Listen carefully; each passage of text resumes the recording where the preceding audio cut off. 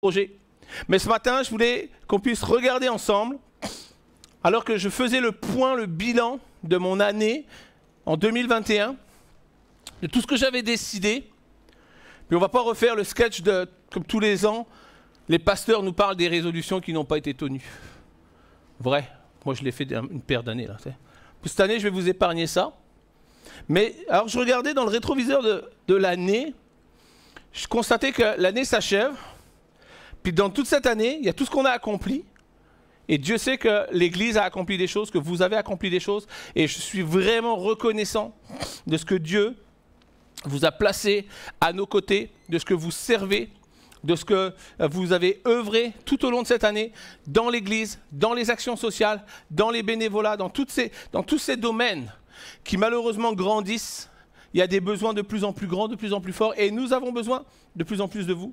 Mais alors que je regardais dans le rétro de cette année, je regardais tout ce que j'avais accompli, tout ce que nous avons accompli ensemble, mais je ne pouvais m'empêcher également de regarder à tout ce que nous avons manqué, à tout ce que nous avons espéré, mais que nous n'avons pas vu, à tout ce que nous avons raté. Parce que une année est comme une vie. Il y a des choses que tu vas accomplir, il y a des choses que tu vas manquer, il y a des choses que tu vas espérer mais que tu ne vas pas voir venir, il y a des choses que tu vas rater, il y a des choses que tu vas détester. C'est le cycle de la vie. Alors que je regardais dans le rétro de cette année pour voir tout ce qui avait pris place, je constatais que l'année n'a pas été simple. Et je constatais, le Seigneur me disait, c'est comme certains sont comme debout après une tempête. L'année 2021, alors qu'on espérait que tout soit arrangé, on avait dit 6 mois pour la crise sanitaire, on est arrivé à 1 an, on s'est dit bon, la deuxième année sera la bonne, on va quand même trouver quelque chose pour enfin s'en sortir. Et puis on s'est rendu compte que beaucoup sont restés demeurés dans la souffrance. Beaucoup au travers de cette année ont été secoués, ont été balayés. Certains ont été abîmés, d'autres ont été cassés. La vie ne fait pas de cadeaux. Est-ce que tu peux prendre conscience de cela, que la vie ne fait pas de cadeaux? Et quelquefois, on est comme là, on est comme debout, mais après une tempête. Et les tempêtes, c'est rarement des moments de bonheur. Ok, moi j'ai jamais dit à mon épouse, chérie, il y a une tempête, est-ce qu'on va pas aller faire une balade en forêt? Pourquoi? Parce que la tempête, ça fait peur. Parce que la tempête, c'est dangereux. Parce que la tempête, c'est violent. Et nous, on est là comme, on se tient debout 2021. Nous sommes debout. Nous avons accompli des choses. Nous avons espéré des choses. Mais nous sommes debout comme après le passage d'une tempête. Et cette tempête s'appelle l'année 2021. Tempête un peu plus forte que 2020. Tempête un peu assurément moins forte que 2022, 2023, etc. Pourquoi? Parce que les temps s'accélèrent. Parce que la foi chrétienne, parce que la vie spirituelle ne sont plus en faveur dans ce monde. Et les années vont faire que ça va devenir compliqué. C'est pourquoi nous avons besoin, et c'est le thème de mon message ce matin, de savoir où sont les racines de notre foi. Où sont les racines de notre foi? J'ai un souvenir d'un de mes voyages à Miami. Puis Miami, c'est comme la Floride, c'est quand même l'endroit des tempêtes, là. Et une fois, j'étais allé comme juste après une tempête. On avait atterri. Et puis, alors que moi, j'aime Miami, c'est vraiment beau. Et j'aime ça, présenter Miami à tout le monde. Puis là, j'étais avec des gens, c'était la première fois qu'ils allaient à Miami. Et on pose, et alors qu'on est dans les rues, c'est comme il y a des morceaux de bois partout, il y a des branches d'arbres qui sont, des palmes qui sont étalées sur les routes, etc. La plage est toute croche, les vagues sont hautes, etc. Et puis, il y a comme une vision de quelque chose qui pourrait être joli, qui est joli, mais qui finalement, à ce moment-là, à l'instant T de la photo, correspond pas du tout à ce que j'aime, à ce que j'imaginais, à ce que je voulais voir à ce moment-là. Et puis, il y a une réalité, c'est que nos vies, parfois, sont comme ça. Nos vies sont comme après le passage d'une tempête. Et alors qu'on regarde dans le rétroviseur de l'année écoulée, certains voient les choses qu'ils ont ils ont été arrachés. Certains voient les choses qui ont été volées. Certains voient les choses qui ont été brisées. Et il y a une réalité, c'est que dans notre société actuelle, dans notre vie actuelle, on peut être de ceux qui regardent dans le rétro et qui voient tout ce qui a été arraché, volé et détruit. Cette année, on a vu que il y a eu des difficultés, il y a eu de la violence, spirituelle, il y a eu de la violence émotionnelle dans nos émotions, il y a eu de la violence les uns contre les autres, les uns avec les autres, on se soutient, non, on se déteste, on s'attaque, non, je suis pour le vax, je suis pas pour le vax, etc., etc. Et il y a eu de nombreux conflits. On a vu souffler tellement de tempêtes dans nos vies, sur l'Église, sur la vie de nos frères, sur la vie de nos sœurs. Mais les tempêtes les plus violentes que j'ai constatées sur l'année 2021, et c'est pourquoi j'ai besoin de parler avec vous de où sont les racines de ma foi. C'est que la première tempête, le premier vent qui a soufflé, le premier vent qui a violenté l'Église, c'est le vent de l'apostasie. C'est le vent d'un refroidissement du zèle. C'est le vent d'une passion qui se diminue. C'est le vent d'un amour qui est de moins en moins présent. Le deuxième vent que j'ai vu souffler dans cette tempête, c'est le vent de la division. Je le disais il y a quelques instants, pro-vax, anti-vax. Est-ce qu'on ouvre les églises? Est-ce qu'on ferme les églises? Est-ce qu'on lève le poing contre le gouvernement? Est-ce qu'on reste soumis au gouvernement? Le vent de la division. Et au milieu de tout ça également, le vent de la peur, le vent de la crainte, le vent de l'angoisse, le vent de l'opposition. J'aimerais te dire ceci, tu peux être en désaccord avec plein de gens, tu peux avoir des avis différents, mais tout cela ne t'appelle pas à te déchirer, à te diviser. Tout ça n'appelle pas ton amour à se refroidir. Bien au contraire, tu dois t'attacher aux gens. J'aime cette église parce que nous avons au sein de cette église des gens qui sont pour le vaccin, contre le vaccin, mais c'est pas ça qui nous met en combat ou non. Ce qui nous rassemble, c'est que pour ou contre, chacun défend sa position avec amour, mais il y a une chose qui est certaine, c'est que ce qui nous unit, c'est l'amour du Père, c'est la vision, c'est la mission. Et vraiment, depuis 2 ans, certains sont comme des arbres, secoués des arbres, bousculés. On est tourmentés par des tempêtes incessantes qui nous abîment. Et beaucoup aujourd'hui portent les marques de leur souffrance. Beaucoup, en fin 2021, beaucoup portent les marques de tous les coups. Ils portent les stigmates de la violence, de tout ce qu'ils ont vécu en 2021. Beaucoup vivent une foi fragilisée par l'éloignement et l'isolement. Il y a le Covid. Alors je ne vais plus aller à l'église, je vais rester chez moi. Puis maintenant, il y a tellement de choses que je peux avoir l'église à disposition. C'est comme un buffet à volonté sur le web. Alors pourquoi j'irai à l'église? Pourquoi est-ce que je prendrais le risque de... Mais tout cela, ça a amené et ça a construit des foi fragilisées à cause de l'éloignement et de l'isolement.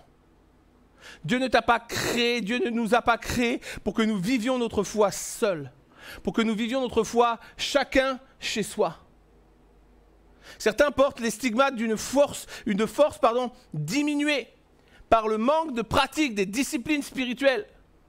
Je suis chez moi, je ne jeûne plus, je ne prie plus avec mes frères, avec mes sœurs, je ne passe moins de temps avec le Seigneur, je m'écoute une playlist de worship par-ci, par-là. Je fais du bien à mon âme, mais je n'ai plus de relation et je n'entretiens plus cette force de ma relation avec le Seigneur. D'autres encore vivent une paix instable face aux événements que le monde vit. Et ça, je vous garantis que ça se voit. Ce matin, ça se voit. Chaque dimanche, ça se voit. Des chaises, des rangs vides. Sous prétexte que on ne veut pas se mélanger pour se protéger, pour ne pas attraper. Et je respecte, attention, je n'apporte aucun jugement. Mais je demande à chacun une prise de conscience sur finalement où est ma confiance. Je ne veux pas attraper le Covid, alors je ne vais pas aller à l'église 1h30 le matin, le dimanche matin, avec un masque et des conditions sanitaires hyper respectées. Mais je vais faire mes courses dans un supermarché bondé de monde où tout le monde touche les boîtes de conserve, sans aucune difficulté. Frères et sœurs, c'est le vent de l'apostasie, la passion, le feu, le zèle qui diminue. Puis finalement, je n'ai plus besoin d'eux. J'ai vu beaucoup de gens fragiles, beaucoup de gens fragilisés, beaucoup de gens cette année qui ont abandonné la relation qu'ils avaient et la communion fraternelle avec l'Église parce que la peur et la psychose les ont saisis. Juste peut-être tu nous suis ce matin sur les réseaux sociaux, je t'invite, je t'appelle à revenir, à renouer avec l'Église locale. Nous avons depuis 2 ans, et ça c'est quand même quelque chose d'important, nous n'avons jamais eu un truc de cluster dans notre église depuis 2 ans. Jamais. Jamais. Parce que Dieu fait grâce, parce que nous sommes à l'affût, nous mettons en place les conditions, les protocoles sanitaires. Et Dieu a fait grâce. Mais j'aimerais te dire que les supermarchés dans lesquels les gens font leurs courses à toutes les semaines ont vu passer dans leurs murs peut-être des centaines, voire des milliers de gens qui ont été déclarés positifs au Covid. Mais nous allons faire nos courses à toutes les semaines. Nous allons faire nos courses à toutes les semaines. Peut-être tu fais des drives, tu dis moi ça ne me concerne pas. Mais peut-être tu prends le bus pour aller travailler. Peut-être tu te rends dans un bureau où tu travailles en coworking. Mais la réalité c'est que le plan de l'ennemi est d'amener les gens à s'éloigner. Non pas de l'Église, parce que l'Église est présente en ligne et par la grâce de Dieu, le web aujourd'hui nous permet d'étendre l'évangile avec puissance. Mais il ne doit pas devenir l'outil numéro 1. Le web n'est pas l'Église. Le web est à l'Église ce que Facebook est à un cercle d'amis.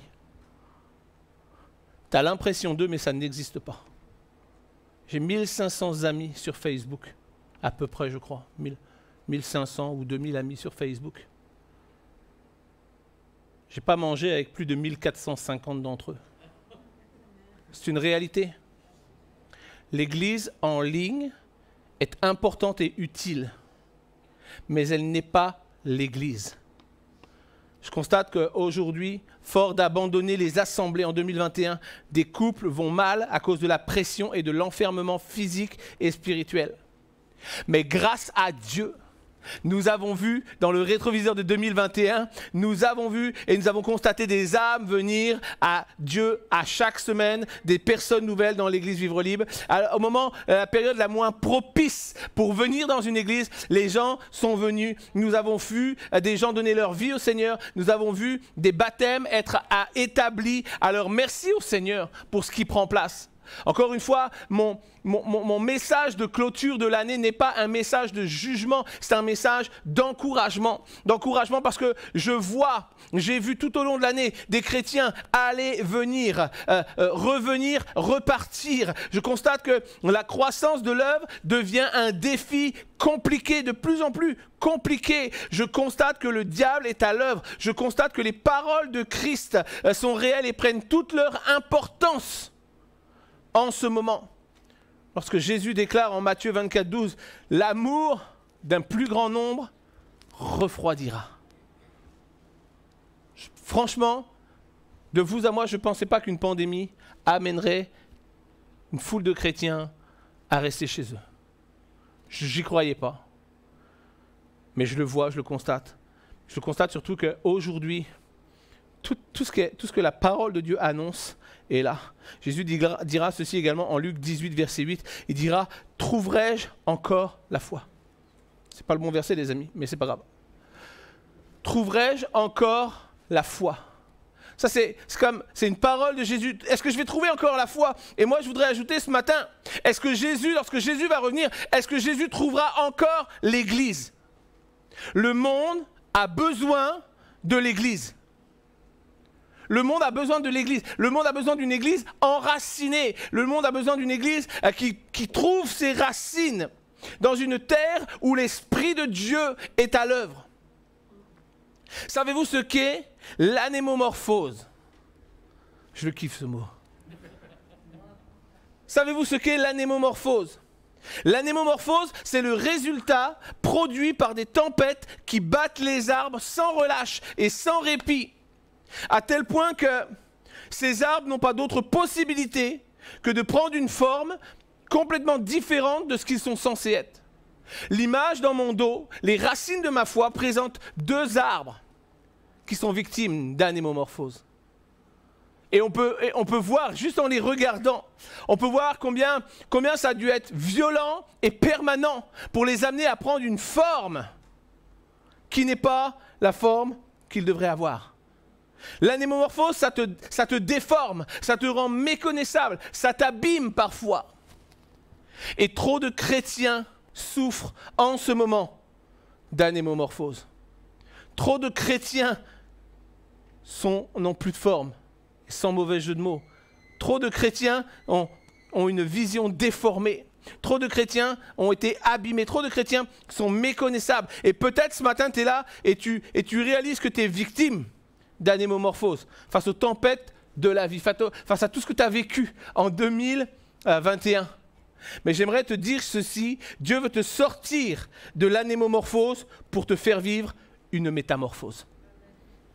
Le plan de Dieu, ce n'est pas que tu sois battu par le vent, battu par la tempête et que tu croisses dans une forme qui n'est pas la bonne. Le plan de Dieu, c'est que de cette forme qui n'est plus la bonne, tu puisses vivre et expérimenter quelque chose de nouveau, l'arrêt du vent et un Dieu qui te redresse et qui te redonne la forme qu'il t'appelle à avoir. On vit des temps particuliers et ceux qui ont reçu le Christ au cours des 10 dernières décennies abandonnent les assemblées pour un air du temps numérique, parce que la crise sanitaire est compliquée. On vit des temps où les gens qui trouvent la foi en Christ au milieu de cette même crise arrivent à l'église pour vivre une communion fraternelle, se réclament de quelque chose de nouveau, se réclament d'une protection que le monde ne peut pas apporter. Il y a comme un paradoxe. Les gens qui ne connaissent pas Christ arrivent dans les églises, alors que les gens qui connaissent Christ, qui savent qui est Dieu, le Dieu de la protection, le Dieu de la provision, le Dieu de la grâce, ces gens-là s'enferment chez eux pour ne pas avoir à craindre quoi que ce soit. Le tout numérique n'est pas un mode de vie pour l'Église de Christ. Je vous dis vraiment, j'ai du respect. Je connais des gars qui font un travail énorme sur Internet. Je connais des gars qui ils ont fait des églises en ligne, c'est extraordinaire. Et je salue le travail qu'ils ont fait. Et je suis reconnaissant pour les outils qu'ils mettent à la disposition du monde. Le problème ce n'est pas les gens qui créent les structures et le matériel. Le problème, c'est les gens qui utilisent ça pour finalement un confort personnel, n'aiment plus besoin de se déplacer, etc., ceci, cela. L'église, le tout numérique, l'église en ligne, pour moi, est un outil pour les gens qui ne peuvent pas se rendre dans les églises. Le tout numérique permet à l'église de s'étendre au-delà des frontières, au-delà des murs, au-delà des pays. Mais le tout numérique ne doit pas être utilisé comme un substitut de l'église locale. Elle ne doit pas être une solution, mais elle doit être une option pour celui qui ne peut pas venir à l'église. L'église numérique doit être l'outil pour ceux qui ne peuvent pas venir à l'église et non l'outil pour t'empêcher d'aller à l'église. Pourquoi ? Parce que Jésus n'est pas virtuel. Je te le dis. Jésus n'est pas virtuel. Lorsque je vais partir, lorsque le Seigneur va décider, Seb, c'est le moment, je viens te chercher, je vais t'emmener avec moi. Je crois assurément que lorsque je vais partir dans la gloire, je ne vais pas rencontrer une matrice de code, un ordinateur ou un disque dur. Je vais rencontrer mon Sauveur. Quelqu'un qui n'est pas virtuel, quelqu'un qui est réel, quelqu'un qui m'aime, quelqu'un qui m'a aimé le premier, quelqu'un qui a tout donné, afin qu'à mon tour, je sois un exemple pour ma société. Jésus m'appelle à être présent dans la société, alors que l'iniquité s'accroît, alors que les fausses doctrines poussent comme des champignons, alors que les religions divisent le monde. Où est l'Église ? Comment veux-tu impacter le monde si tu es dans ton canapé à chaque dimanche matin ? Comment veux-tu impacter le monde si tu n'es pas présent dans la société pour prier pour le pays, pour la ville dans laquelle tu te tiens ? Comment tu veux impacter le monde si l'Église physique, l'Église locale disparaît au bénéfice d'une Église virtuelle ? Comment le monde trouvera-t-il des repères si les églises sont vides ou si chacun est chez lui? Je vous dis, c'est ma conclusion de l'année. Appelez à tous ceux qui sont là. Appelez peut-être moins à tous ceux qui sont en ligne. Mais c'est une réalité. Le plan de Dieu, c'est que nous soyons enracinés pour porter du fruit et que ce fruit demeure. Ça, c'est le plan de Dieu. Jean 15, verset 16 nous dit ceci, et là tu peux mettre un verset. Ce n'est pas vous qui m'avez choisi, mais moi. Je vous ai choisi et je vous ai établi afin que vous portiez du fruit et que votre fruit demeure. Afin que vous demandez au Père en mon nom, ce que vous demandez à mon Père en mon nom, il vous le donne. Voici les faits. Voici les faits. Les faits, c'est que Jésus nous a choisis. Jésus nous a choisis. Dieu nous a choisis. Ce n'est pas au sujet de nous, c'est au sujet de lui. C'est dans un but précis. C'est que le but précis, c'est que nous soyons le prolongement de son royaume sur la terre. C'est que les gens puissent le voir à travers ce que nous vivons, à travers ce que nous expérimentons, à travers ce que nous partageons. C'est le plan de Dieu. Il nous a choisis afin que nous portions du fruit et que ce fruit demeure sur la terre. Mais le fruit ne peut pas demeurer, et le fruit ne peut pas s'étendre s'il est enfermé dans ta maison. Tu as besoin de l'Église. J'aimerais te dire ceci, lorsque la parole de Dieu déclare, Jésus dira, priez le maître de la moisson d'envoyer des ouvriers. Et puis, moi j'ai grandi dans les églises, j'ai comme donné ma vie au Seigneur il y a comme peut-être 25 ans maintenant. Puis il y a 25 ans, j'entendais ce message. Je lisais ce texte.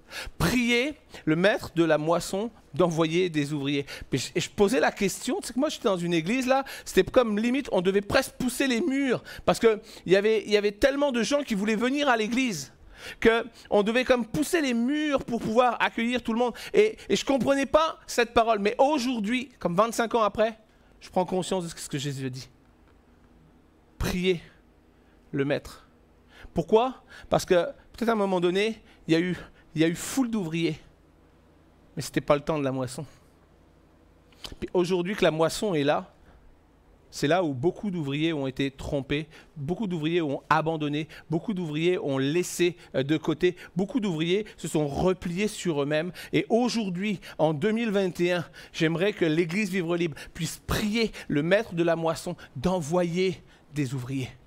Parce que nous avons besoin d'ouvriers. Pour une bonne récolte, il faut une bonne préparation. Et il y a 3 phases importantes pour une bonne récolte. La première, c'est la préparation du terrain. C'est qu'est-ce que je vais faire? Qu'est-ce que je vais faire pour que je sois prêt, pour que je sois disposé? Qu'est-ce que je vais faire? Qu'est-ce que je vais mettre en place dans ma vie pour que l'évangile passe à travers moi?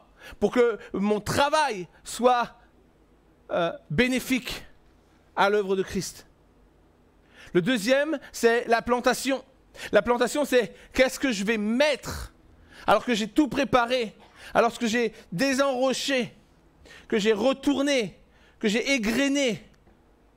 Qu'est-ce que je vais planter pour porter du fruit et avoir une bonne récolte? Et le troisième point, c'est l'entretien. Et l'entretien, c'est quelle attention je vais porter sur ma vie, sur l'œuvre que Dieu m'appelle à faire. Quelle protection je vais mettre pour que l'ennemi ne puisse pas venir arracher, voler, piétiner.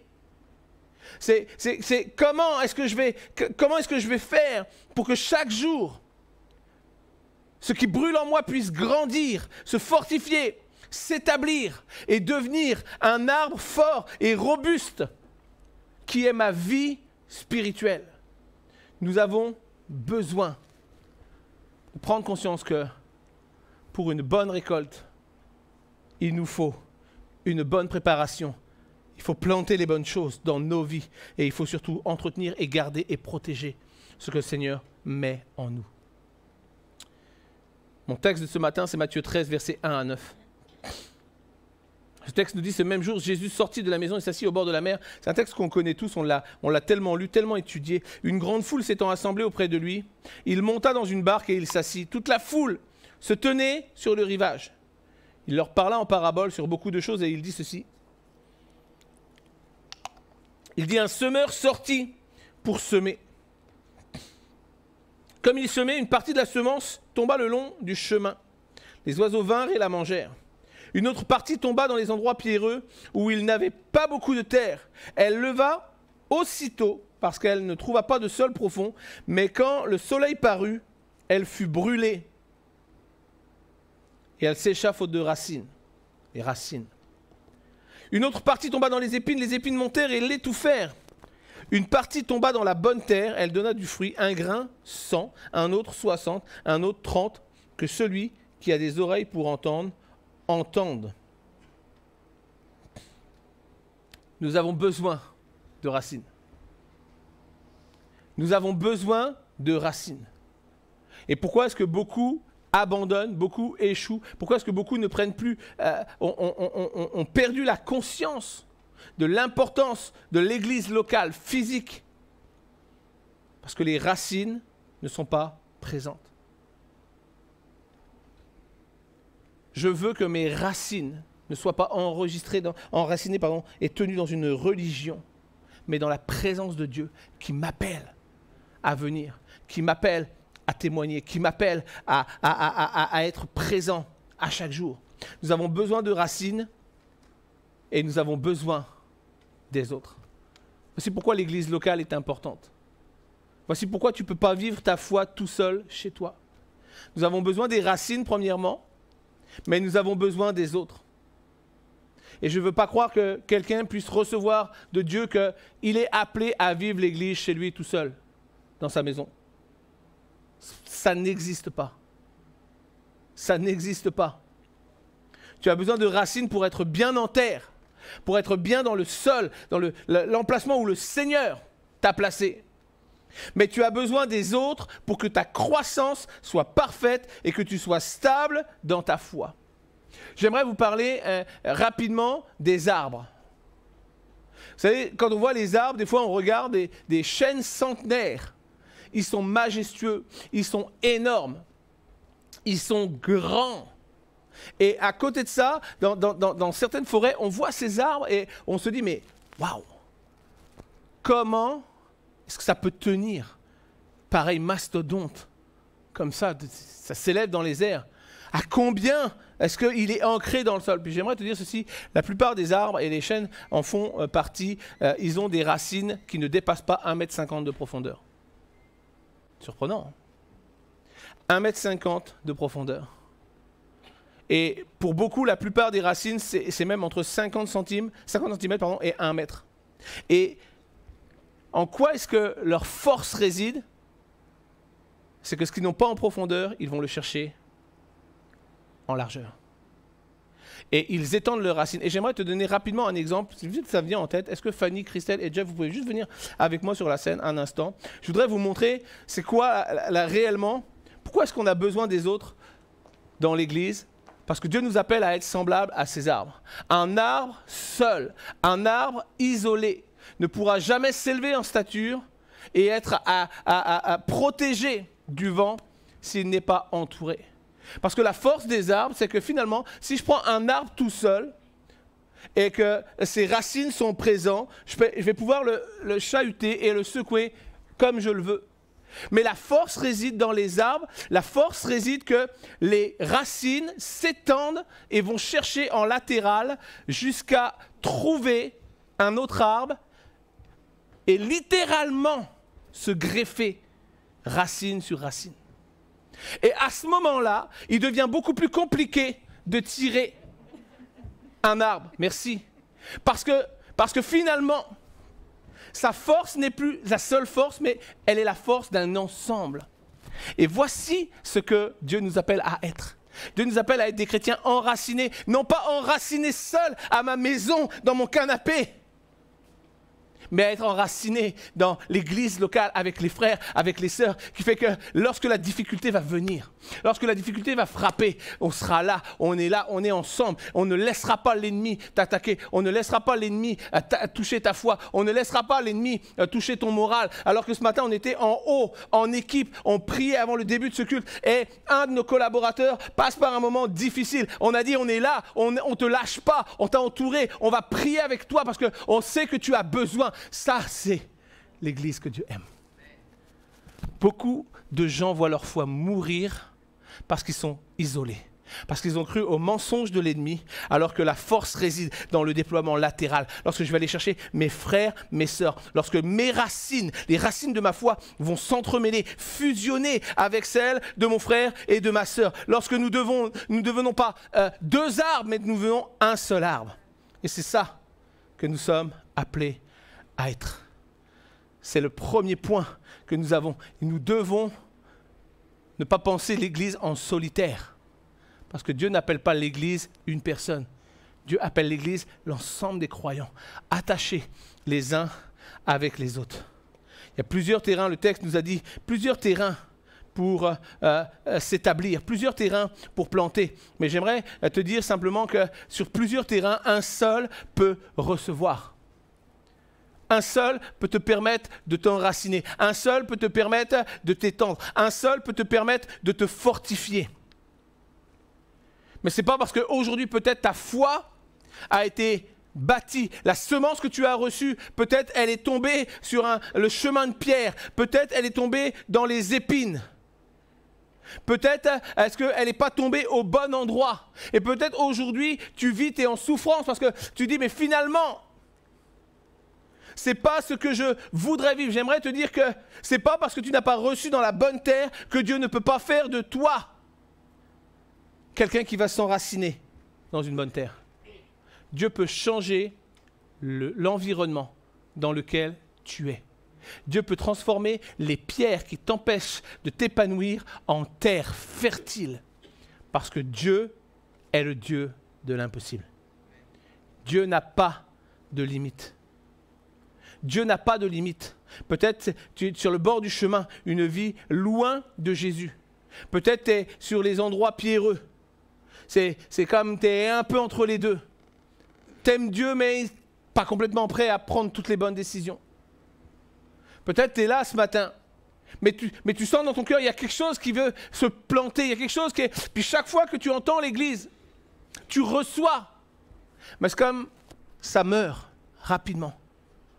Parce que mes racines ne peuvent pas prendre. Jésus veut être celui qui veut transformer les pierres dans lesquelles tu évolues en une terre fertile où tu vas pouvoir te développer et grandir. Peut-être que la vie te couvre, comme le texte nous parle, les épines, le lieu où la semence tombe, où la terre est bonne. Mais qu'est-ce qu'une petite semence face à la grandeur et la difficulté de tous mes problèmes réunis? Et alors que je reçois cette semence et qu'une lueur d'espoir vient en moi, le lendemain, les difficultés du quotidien reviennent et couvrent cette petite semence et viennent pour l'étouffer.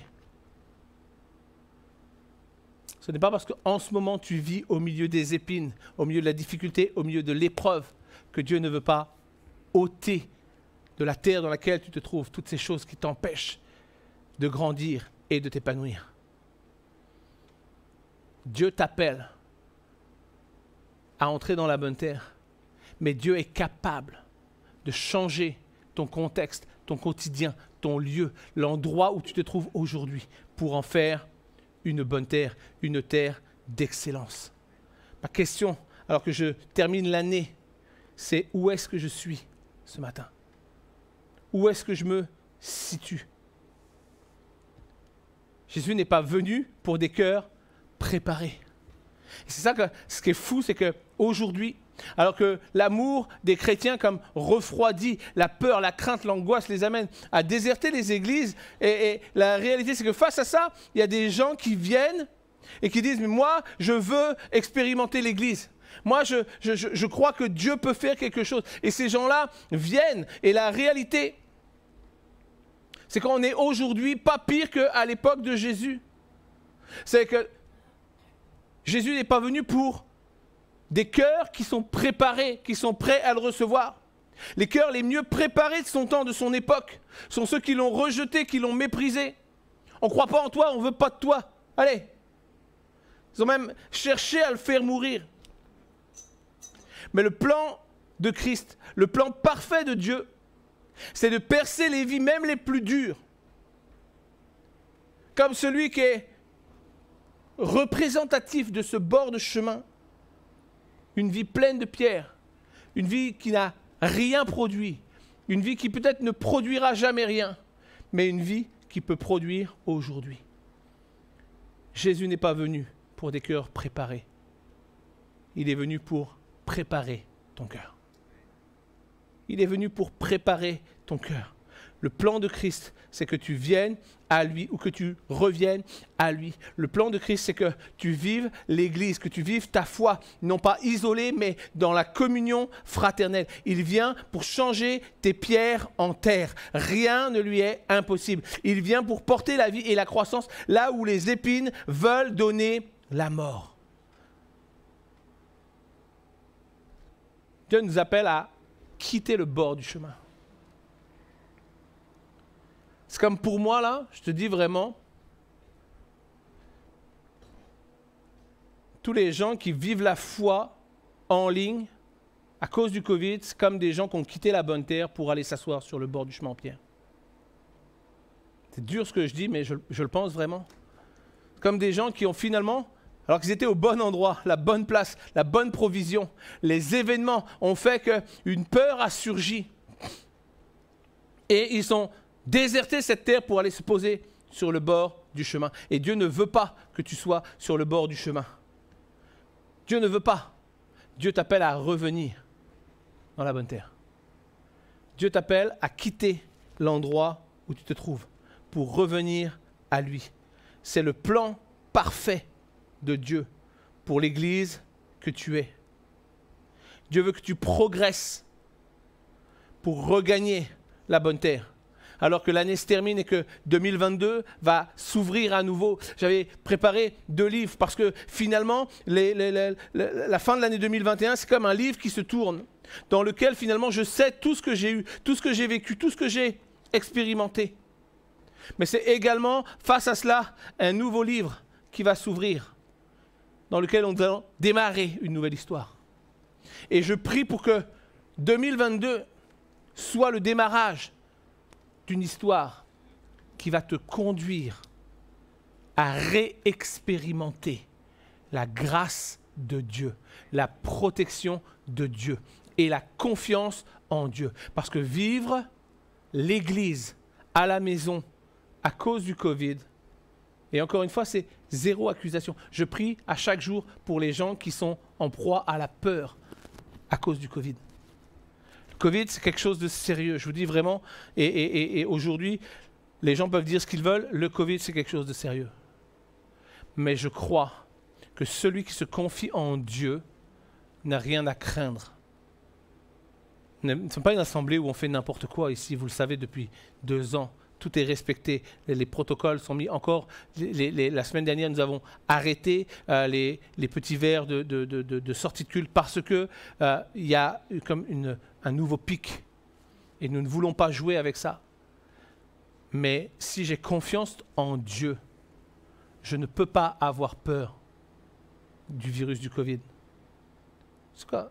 Je m'explique, parce que je ne voudrais pas que ce soit mal compris ou mal retranscrit. J'ai confiance en Dieu. J'ai confié ma vie à Dieu. Je sais que Dieu a le meilleur pour moi.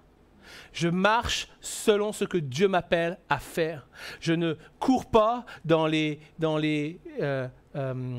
hôpitaux, dans les services Covid, sans masque, à toucher tout le monde et tout. Non. Je vis ma vie normalement. Je respecte les conditions sanitaires, les protocoles. Mais j'ai confié ma vie à Dieu. Et je sais que Dieu a tout prévu pour moi. Ce que je veux dire par là, c'est que si même demain, je devais attraper le Covid, Je pourrais l'attraper terré au fond d'un bunker dans une forêt en Amazonie. De la même manière que je pourrais l'attraper dans la rue. Parce que si Dieu a dit, tu dois passer par là pour telle raison, il fera que je passe par là. Donc si j'ai confiance en Dieu, je ne peux pas prétexter ne pas venir à l'église locale parce que j'ai peur du Covid.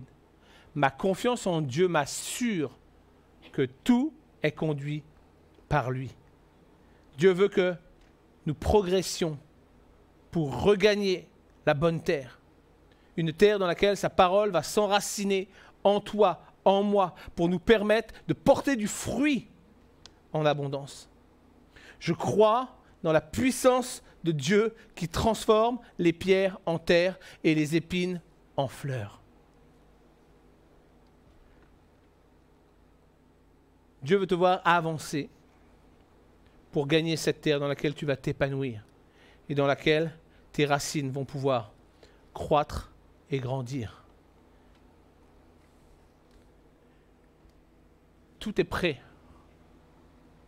Dieu connaît toutes choses. Dieu sait tout de toi, Dieu sait tout de moi. Et nous ne pouvons pas tromper Dieu. On ne peut pas trouver des excuses. On ne peut pas trouver des raisons qui justifient nos actions. Nous pouvons tromper les hommes, mais nous ne pouvons tromper Dieu. On ne peut pas tromper Dieu.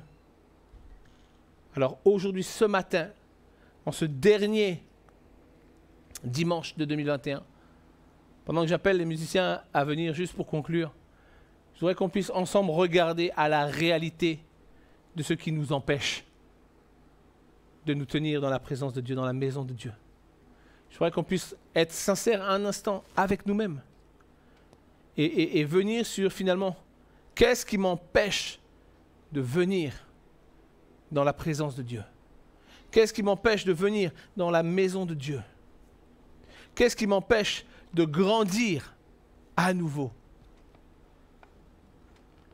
La peur est quelque chose qui va t'éloigner de la présence parfaite de Dieu.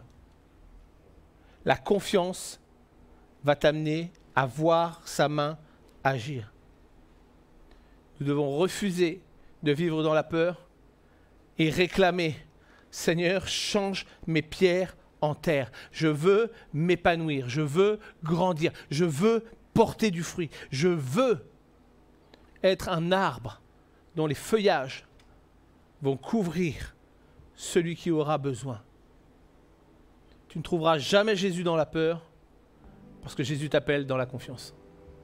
C'est la conclusion de mon message de ce matin. Tu ne trouveras jamais Jésus dans la peur parce que Jésus t'attend dans la confiance. C'est comme chercher quelque chose au mauvais endroit. Et tant que tu vas creuser dans tes peurs, tu ne pourras pas recevoir et expérimenter une confiance en Dieu qui te libère. Ce matin, avant qu'on puisse conclure ce chant, par ce chant qu'on a chanté tout à l'heure, je ne peux pas changer mon passé. Je ne peux pas prévoir mon futur. Mais je sais une chose, c'est que si l'Esprit de Dieu vient dans ma vie, alors mon quotidien peut être transformé. Alors la peur peut être brisée. Alors je peux sortir de ce cycle qui m'empêche de vivre pleinement l'Église. Une de mes résolutions pour 2022, c'en est une que je vais tenir, c'est Seb appelle tous ceux qui ne sont pas revenus à l'Église. Et je vous encourage, Église, à faire de même. À trouver les gens qui, autour de vous, ne sont jamais revenus dans une église parce que Covid est arrivé, puis la peur du Covid a comme arrêté les gens, les a bloqués chez eux. Puis finalement, le confort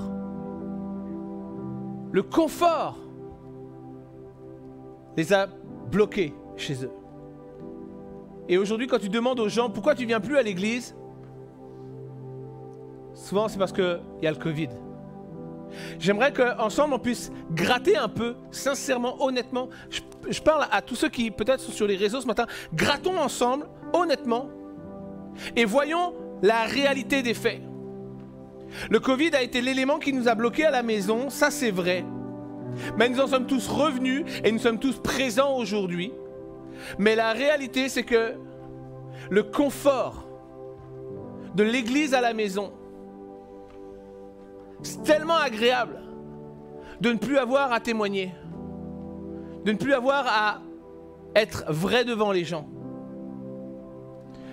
L'église à la maison te permet de te disputer avec ton mari à 9h, de gifler tes enfants à 10h et de regarder ton culte dans la présence de Dieu à 10h30 sans avoir à demander pardon, sans avoir à donner une apparence parce que ça s'est mal passé ce matin avant de venir à l'église. Soyons honnêtes un instant. Le Covid est la base de notre éloignement avec l'église, mais il n'est pas la raison de notre absence d'aujourd'hui. Ça c'est beau ce que j'ai dit, je vais le noter. Le Covid est la base de notre... je ne sais plus comment je l'ai dit, mais le Covid c'est la base de notre arrêt de l'église, mais ce n'est pas la raison de notre absence d'aujourd'hui. Notre absence aujourd'hui réside sur le fait que c'est confortable de ne pas porter de masque à l'église. C'est confortable de ne pas avoir à se justifier sur pourquoi est-ce que tu pleures. C'est confortable de ne pas avoir à dire aux gens que nous sommes en souffrance, que nous avons besoin de la grâce du Seigneur dans notre couple, dans notre famille, dans notre travail. Il y a une réalité, ça s'appelle le Covid. Et il y a un mensonge, ça s'appelle l'excuse. Alors ce matin, alors que nous concluons cette saison, et pour 2022, j'aimerais te dire, regarde à la vérité, mais refuse le mensonge. Regarde à la vérité, c'est qu'un virus est là, qu'il y a des consignes sanitaires, il y a des protocoles sanitaires. Regarde à la vérité, c'est que l'Église n'a connu aucun cas de cluster en 2 ans. Regarde à la vérité, c'est que Dieu t'appelle à être une Église physique et non virtuelle. Et regarde au mensonge. Quelles sont les excuses qui font que je ne veux plus venir à l'Église? Alors que ce matin, on chante ensemble, simplement. Comme une prière personnelle.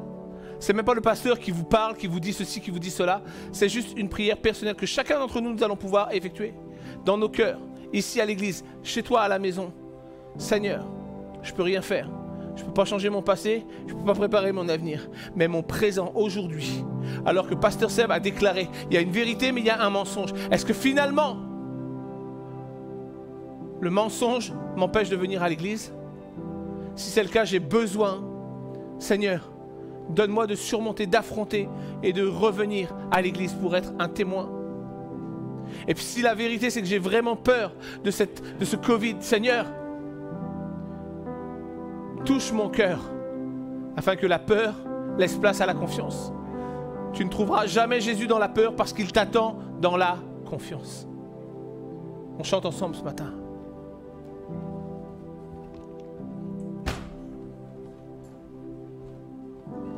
Je ne peux changer mon passé. Je ne peux contrôler mon futur. Mais je sais qu'ici maintenant, tu es là, ta promesse est certaine.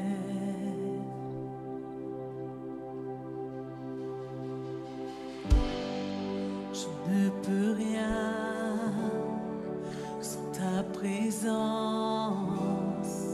Viens me trouver dans ce lieu. Mon seul besoin, c'est plus de toi.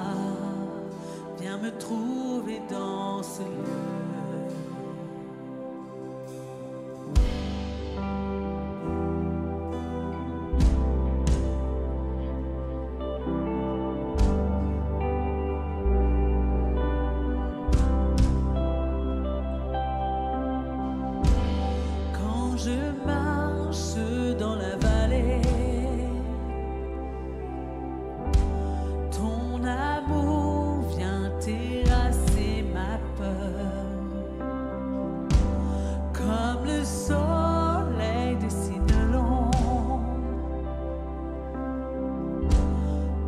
gloire apparaît dans ma faiblesse.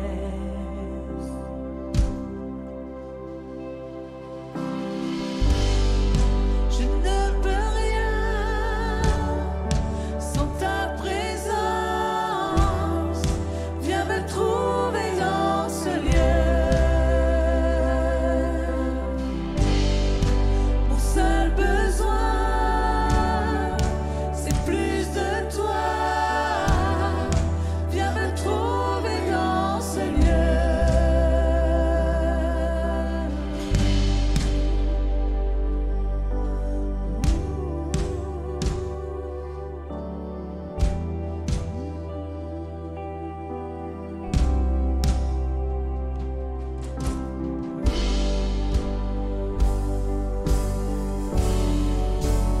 Seul instant,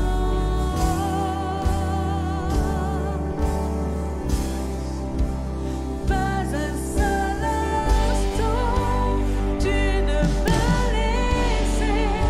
Seigneur, tu es ici. Seigneur, tu es ici. Par ton Saint-Esprit, nous reprenons vie. Seigneur, tu es ici. Seigneur, tu es ici. Pas un seul instant, tu ne m'as laissé. Seigneur, tu es ici. Seigneur, tu es ici. Par ton Saint-Esprit, nous reprenons vie. Seigneur, tu es ici. Seigneur, tu es ici.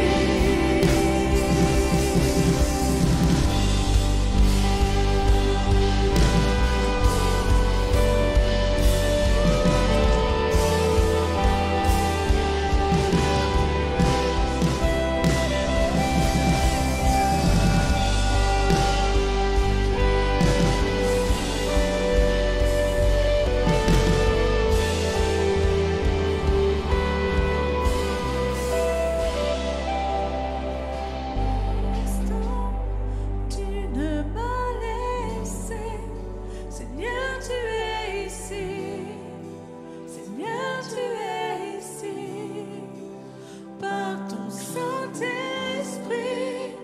nous reprenons vie. Seigneur, tu es ici. Seigneur, tu es ici. Alléluia, merci Seigneur. Seigneur, nous prions ce matin. L'Église Vivre Libre prie pour une nouvelle saison. Seigneur, dans nos cœurs, de manière individuelle, mais dans l'Église de manière générale. Nous prions, Seigneur, que alors que cette année se ferme et qu'un nouveau chapitre va s'ouvrir, nous prions, Seigneur, que ta grâce abonde, qu'elle surabonde, Seigneur. Seigneur, viens révéler à nos yeux la vérité.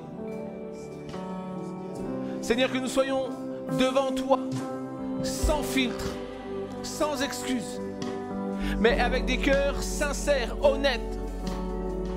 Seigneur, tu viens et tu nous permets de vaincre nos peurs, de vaincre nos craintes.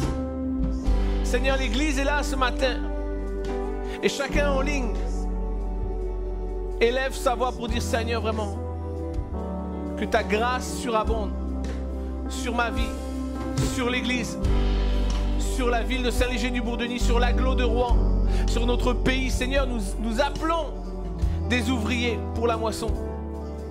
Seigneur, tu mets sur mon cœur cette parole alors que tu donnais cet enseignement, que tu avais appelé, le maître avait préparé un souper et il avait appelé les gens, des gens qui étaient comme présélectionnés. Et alors que tous ont refusé, Seigneur, tu es allé chercher les boiteux, tu es allé chercher tous ceux qui peut-être n'avaient aucun intérêt pour la société de l'époque. Seigneur, je prie pour deux choses ce matin. Je prie pour que tu puisses réveiller les appelés. Tu puisses réveiller les appelés. mais que tu puisses également relever tous ceux qui n'étaient pas appelés. Seigneur, tu lèves au milieu de tous ces gens, je prie pour que des ouvriers se lèvent, des hommes de la moisson, des femmes de la moisson. Je prie pour une prise de conscience, pour une manifestation de ton Saint-Esprit dans leur cœur, pour un désir ardent qui va brûler et qui va les tourmenter, Seigneur, jusqu'à ce qu'ils décident de marcher avec toi, pour la moisson. Seigneur, tu nous appelles.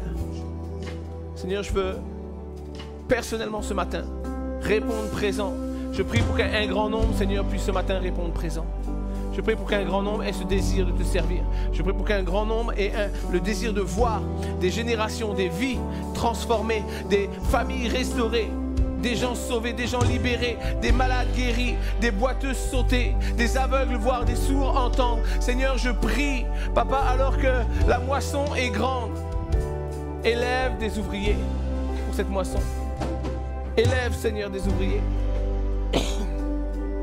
Merci, Saint-Esprit, pour ta grâce, pour ta fidélité dans le nom de Jésus-Christ. Amen. Amen. C'était notre dernier dimanche. Nous n'avons pas à rougir de ce que nous avons fait en 2021, mais nous avons à espérer à faire mieux en 2022. Alors merci, je vous invite à prendre place un instant avant de vous laisser aller. On n'aura pas encore à la sortie de ce culte exceptionnellement, on n'a pas de petits verres pour la dernière année parce que les conditions sanitaires ne nous permettent pas de faire cela en ce moment. Mais en tout cas, on se réjouit vraiment de vous avoir vu. N'oubliez pas, mercredi soir sera notre dernier rassemblement de l'année où on va prendre un temps pour prier ensemble. Dimanche prochain, exceptionnellement, vous regardez le culte à la maison. Là, on dit que ça a du bon d'avoir l'église en ligne, mais le 9, on est de retour. Alors le 9, on veut vous voir ici. Sinon, on vient vous chercher chez vous. On a vos adresses. N'oubliez pas ça. Allez, soyez bénis, passez un bon dimanche. Passez des bonnes fêtes de fin d'année si on ne vous revoit pas d'ici mercredi. Mais en tout cas, soyez bénis, passez du bon temps dans la présence du Seigneur. Bonne semaine.